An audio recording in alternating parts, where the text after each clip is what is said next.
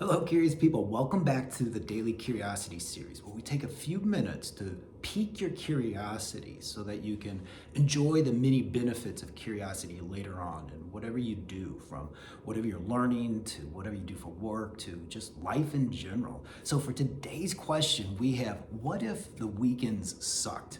Now, don't worry, I'm not here to ruin your weekends. In fact, quite the opposite. I'm hoping the goal here with this curiosity-based thinking is to elevate your weekdays. In fact, to make all of your days better just by understanding how you could use curiosity and curiosity-based thinking intentionally to get more out of your day. So the first step that I'd like to do with this question, to find the value in it and what you can use from a question like, what if the weekend sucked, to find ways to innovate or to motivate yourself or to get more out of what you have to do, is to first to reframe it toward the positive.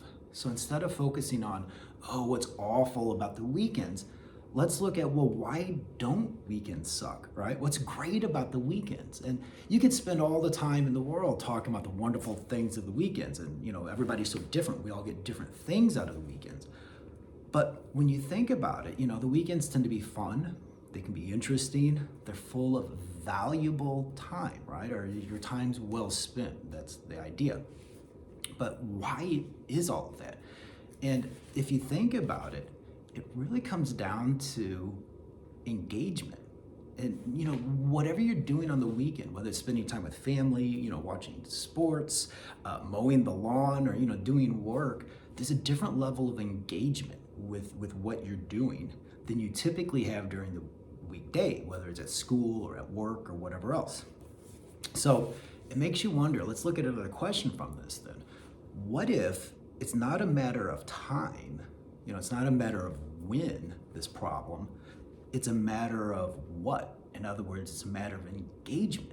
So if we want to solve this problem of not necessarily the weekend sucking, that's not the problem, right? That's the question. The problem is the weekdays sucking, the majority of our week not being pleasant.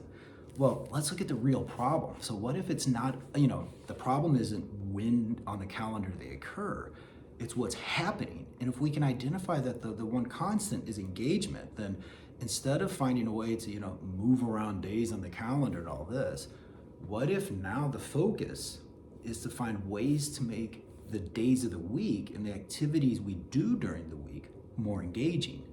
Well, what if learning, what if going to work, or the daily tasks at work or at school were more engaging, right? Wouldn't you enjoy going there? Could you imagine, what if you didn't dread your trek to work or your journey to school each day? What if you looked forward to it? Yeah.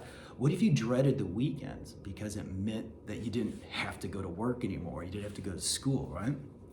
And what if it all took just making those places and the actions that we did at those places more engaging? But great news, this isn't magic. What if we have something that can do all this?